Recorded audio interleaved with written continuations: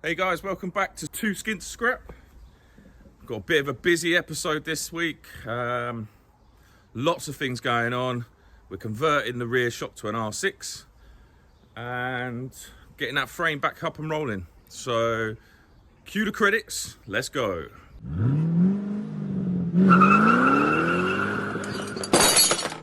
Alright guys, so I've got the engine back from the engine builders, specialists. They've had to drill out the full studs into the exhaust, and then they've helicoiled them. I've ordered stud and nut kit off of eBay.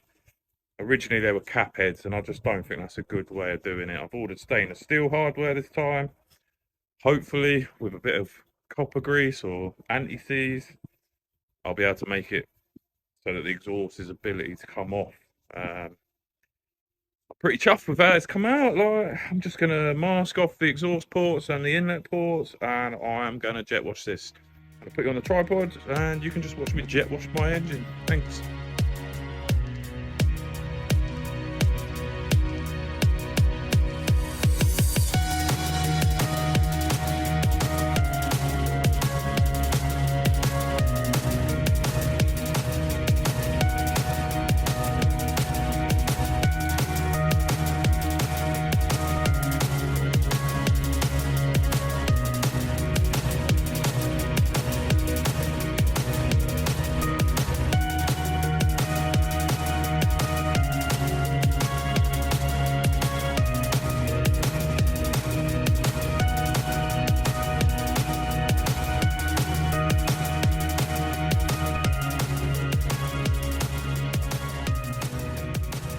So everything's back from the powder coaters, and I've not even looked at them yet, so we're gonna have a look together and see what we think, eh? Right, let me spin you around. Right, we're all wrapped up, let's have a little look. Some of it's not perfect because, oh yeah, boy. That looks nice, man. If you're in Milton Keynes, Colourtone and Stacey Bushes done all the work for me. Hey, look, that looks much better than it did before, I tell you. Oh. Yeah, that came out nice as well, man. Yeah, that's sweet. And the frame. Oh yeah. Bubble wrap.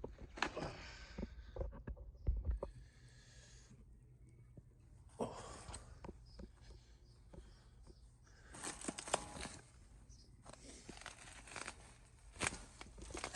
Oh. Frame mod bits there. That looks nice, man. Spot on. I'm well happy with that. Right guys, we are going to do something to make us feel a little bit better. I'm going to clean off all the sort of corrosion on the exhaust, and I've bought some fancy heat shield for it, like heat guard to wrap. So I'm going to rub it down or clean it up with a wire brush, give it some higher temperature paint because I know that this heat wrap can cause rust. So let's put you on a time lapse and you can watch me clean the exhaust up and put some high temperature paint on it, and then I'll show you what I've bought and we'll go over if I'm going to do this right. But it's got like little metal clips to hold the heat wrap on, and we've just got to wrap it nice and tight. I think it sort of settles in once it's heated up once it's back on the bike, but it'll give us something nice to look at and a bit more cafe racer looking.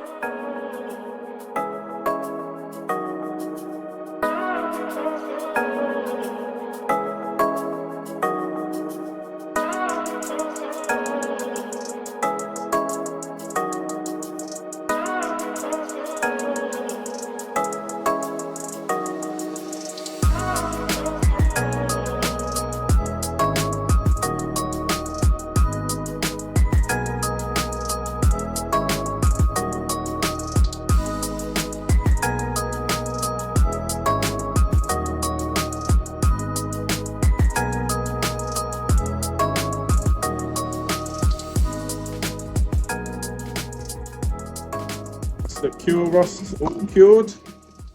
The fin's back to black. So I'm just going to throw some high temperature paint at it now. Let you watch along.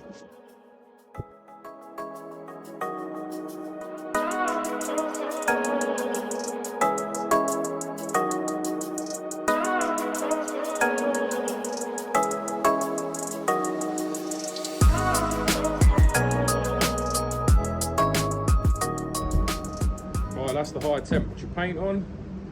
We'll give that an hour or so to go off. It's looking a lot better already, and then we'll wrap it.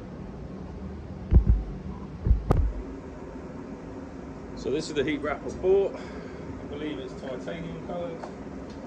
I've got 20 metres of it.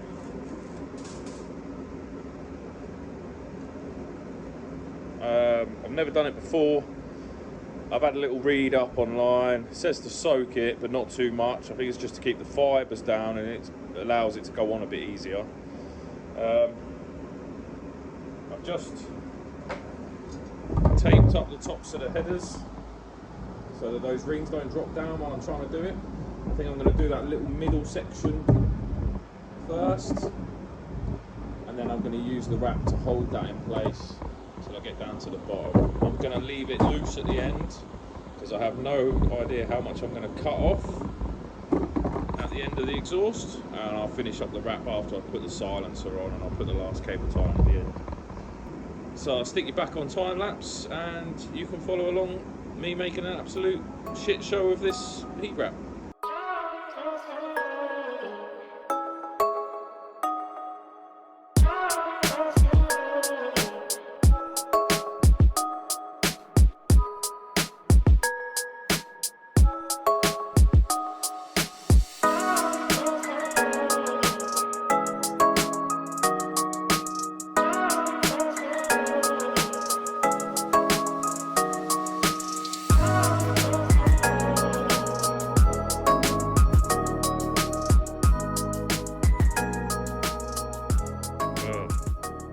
There we go, guys.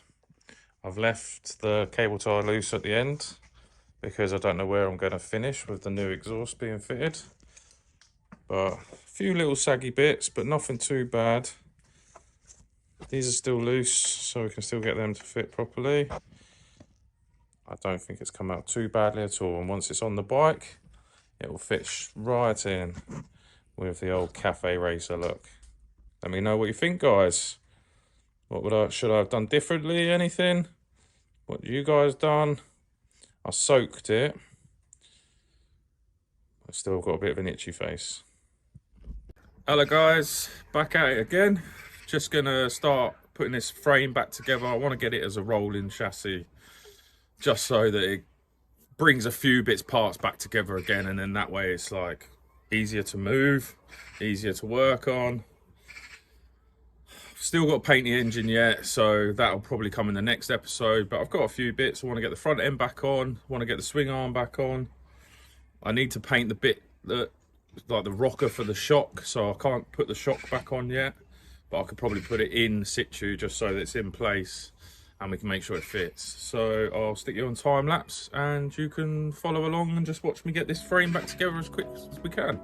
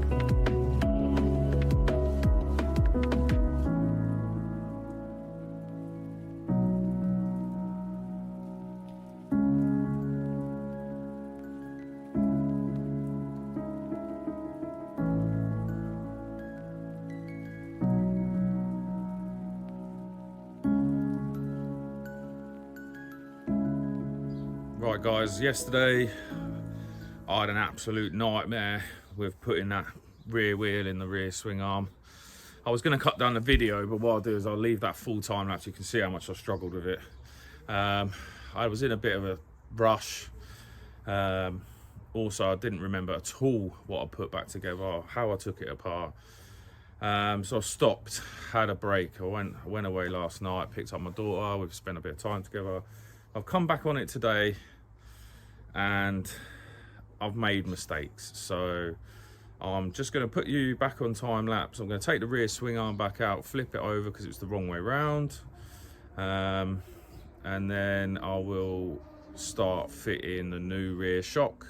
I'm going to do that as a little bit of a DIY or how to, because there's a few videos online but they're not that clear. So I thought, you know, if this is a shock exchange you want to try out with putting the R6 rear shock in, then I'll try and do it a bit of stage by stage on how to do it, and hopefully we get it right this time and everything will be the right way around and set up right.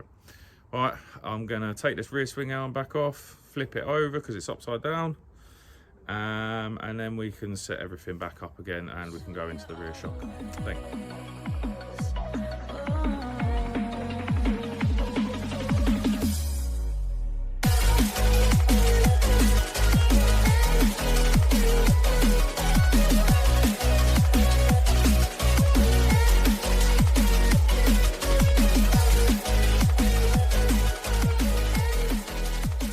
Right, the rear swing arm is back on. It's on the right orientation, it's the right way up, everything's sorted. So now we've got the new shock, the R6 shock. I'll stick a video in now that will show you us unboxing that.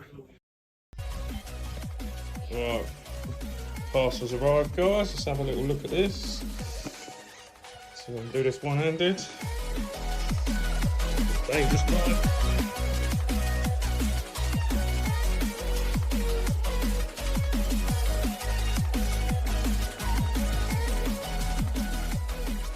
This really well. It's an eBay special on it on a bid. That's our R6. It's not 100%, but it's pretty close, and it's everything that we need. A little bit of corrosion at the top of this, but apart from that, that's what we've got. I don't know if this bit's going to work on my bike. It might, if it's generic enough for Japanese bikes, but this bit definitely will. So nice yellow shock from an R6. We've got this is the join for the shock to the frame. This is the one from the GS 500. You have to change this collet, needs to come from the R6 shock. So if you're going to buy an R6 shock, make sure you try and get one of these. It's got a smaller hole down the center to match, or a larger hole, I think a larger hole to match with the R6 shock. It does slide straight into the needle bearings, so that's what I'm going to do first. I'm going to go and get the R6 one. So this is the two collets. You got the GS 500 one, and this is the R6 one. See, the hole's quite a lot bigger, and that's just to match the bolt holes on the bottom of the shock. So swap that one out. Make sure you grease up all your needle bearings as you're doing it. So that's what I'm going to do now.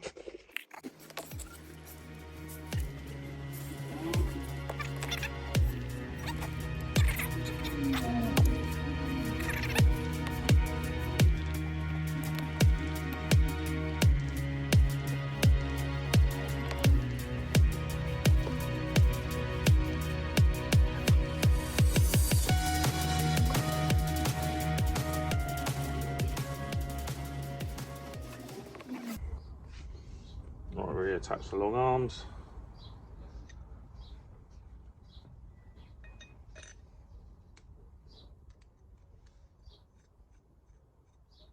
So when you put this in, this is sticking up, and this is your flat one that bolts to the frame.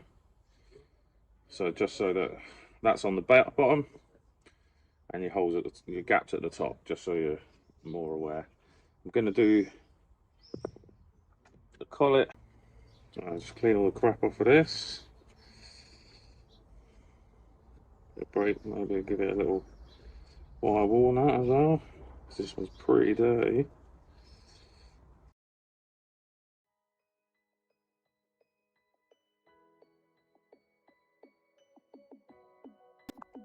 Just in there, we need to grease up these.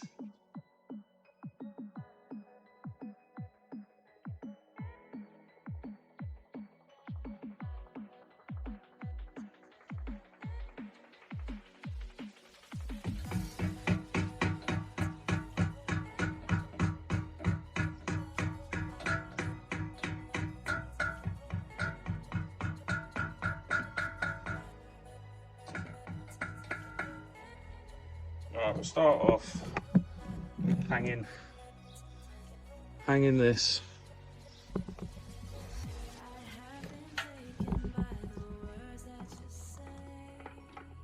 Here.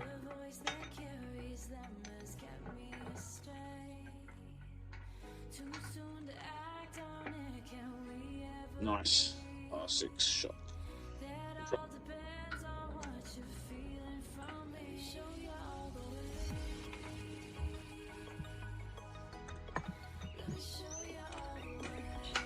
There we go.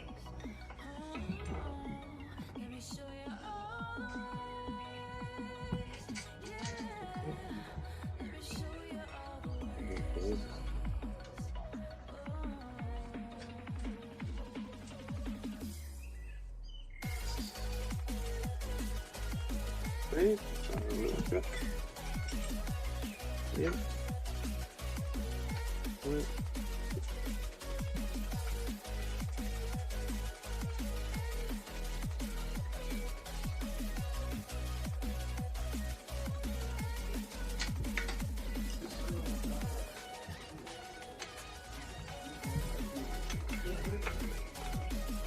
Nice.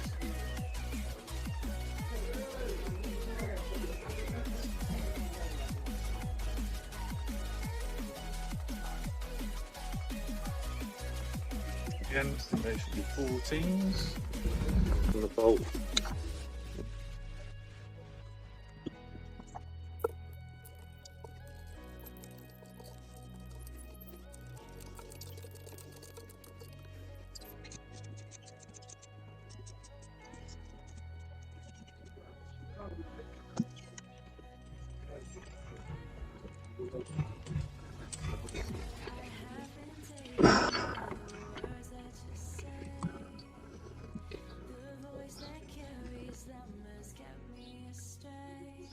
Root X.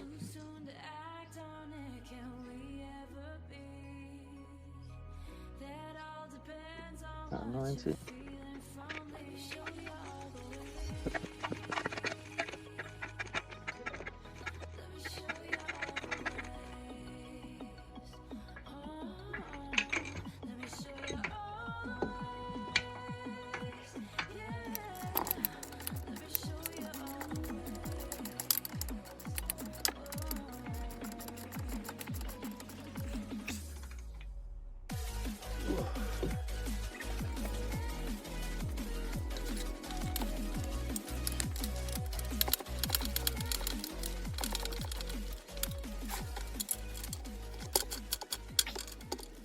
R6 rear shock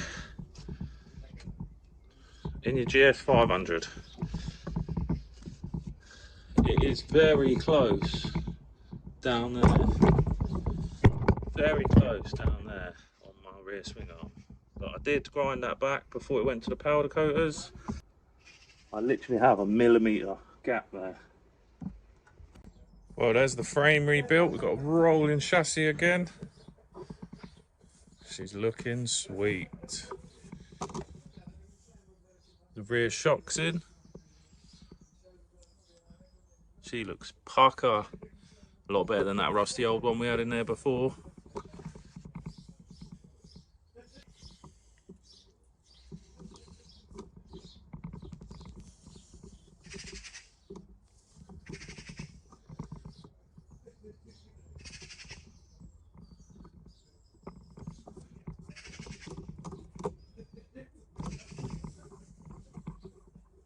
Right guys, I've got different headlight bracket that won't interfere with the handlebars now that they're on the fork legs. I'm just going to stick you on time lapse. You've seen me take all this front end apart before, so I'll just stick you on time lapse, whip it all apart, put the new brackets on, and I'll show you what I've got then. All right.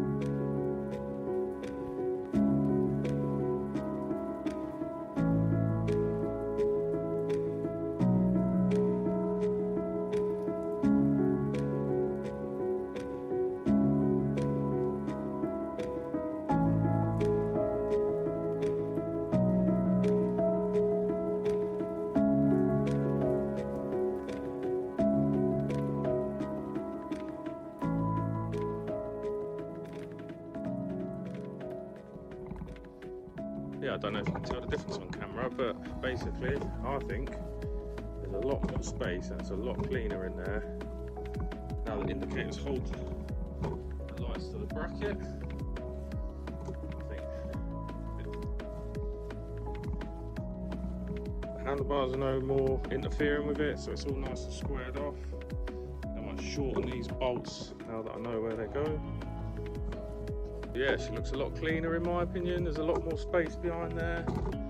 And now the handlebars sit where they actually want to be now. So I think I've got a better handlebar position. So when you pull the handlebar down, it doesn't hit. I think it's going to be a lot better situation like that. They look good. What do you guys think then? It's back to a rolling frame. No more rust, all nice and black. New shocks on. Lovely. Well, what an interesting episode that was. We got some really nice bits finished. We got that exhaust manifold wrapped in the heat shield, very cafe racer. The frame's back up and rolling. Time to get on doing some engine work and getting that seat done. I've got the material and the foam for the seat cover, so we can start doing that next week, I think. And I think that's going to be the next episode. Catch up with us next time. If you enjoy what you're watching, subscribe, bang that like button. Let's go.